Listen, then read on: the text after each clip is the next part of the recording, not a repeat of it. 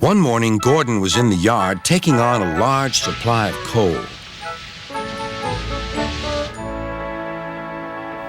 That's the third load of coal you've had today, Gordon, said James. Some might say you're being rather greedy.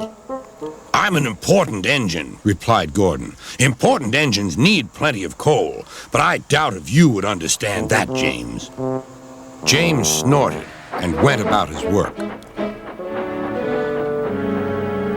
Later, Gordon was taking on water from a standpipe because the water tower was under repair.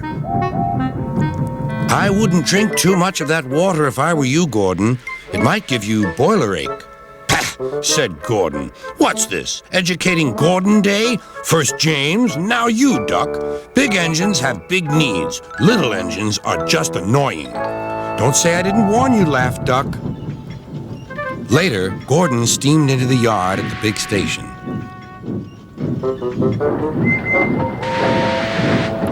That's what I need, exclaimed Gordon.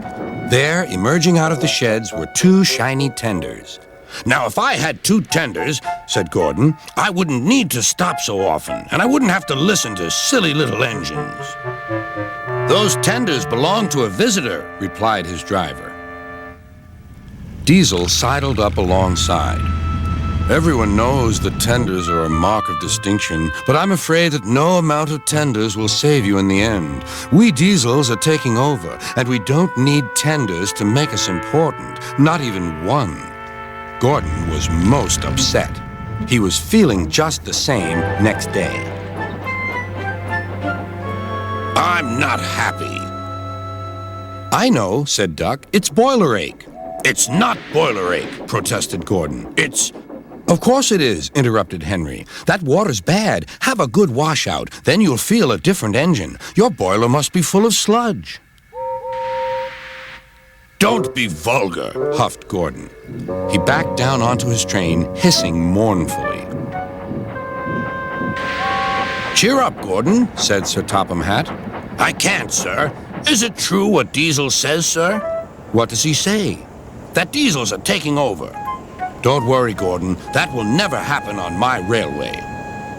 One more thing, sir. Why did the visitor have 2 tenders? Because he lives on a railway with long distances between coaling depots. Gordon felt better. But Henry started complaining. He banged some cars angrily.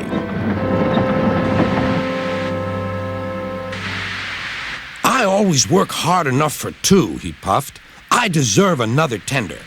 Duck whispered something to Donald. He was going to play a trick on Henry.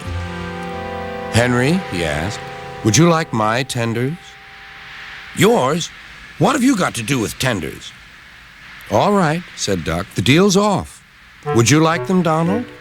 I wouldn't deprive you of the honor, replied Donald. It is a great honor, continued Duck thoughtfully, but I'm only a tank engine. Perhaps James might. I'm sorry I was rude, said Henry hastily. How many tenders have you, and when could I have them? I have 6, and you can have them this evening. 6 lovely tenders, chortled Henry. What a splendid sight I'll be. Henry was excited all day.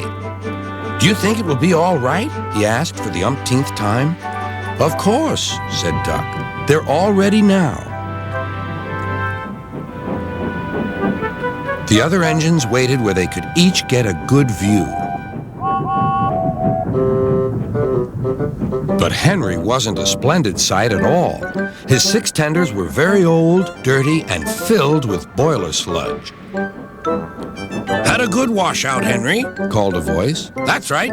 You'll feel a different engine now. Henry was not sure, but he thought the voice belonged to Gordon.